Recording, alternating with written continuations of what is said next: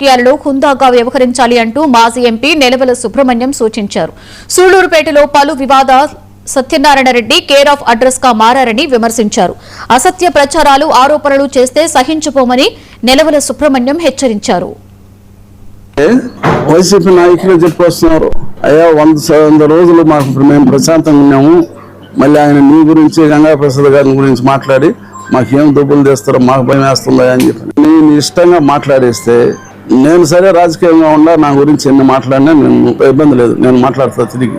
నాకు 30 సంవత్సరాల నుంచి గంగా ప్రసాద్ గారితో పరిచయం ఉంది. నేను ఎంపీగా ఉన్నా లేదా ఎమ్మెల్యేగా ఉన్నా, మేము ఒక కాంగ్రెస్ అయినా ఆయన తెలుగుదేశం పార్టీ మద్దతుదారుడైనా ఏ రోజు ఆయన మమ్మల్ని ఆ దృష్టితో చూడాల, మేము ఆయన ఆ దృష్టితో చూడాల. ఒక సహాయం చేస్తాడు ఎవరికైనా, ఏ వ్యక్తికైనా. ఇప్పటి వరకు పౌరుషంగా మాట్లాడిన పరిస్థితి కూడా నేను చూడాలి. ఆయన ఇప్పటి వరకు ఎవరికైనా సహాయం చేసేది తెలుసు, కానీ ఎవరిని నొప్పించడు ఏమి చేయడు.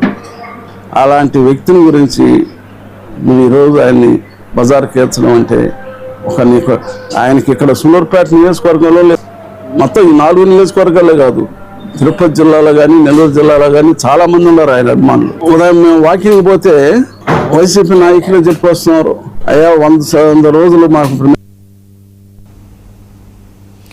కూటమి ప్రభుత్వ 2 ఏళ్ల పాలన పూర్తి చేసుకున్న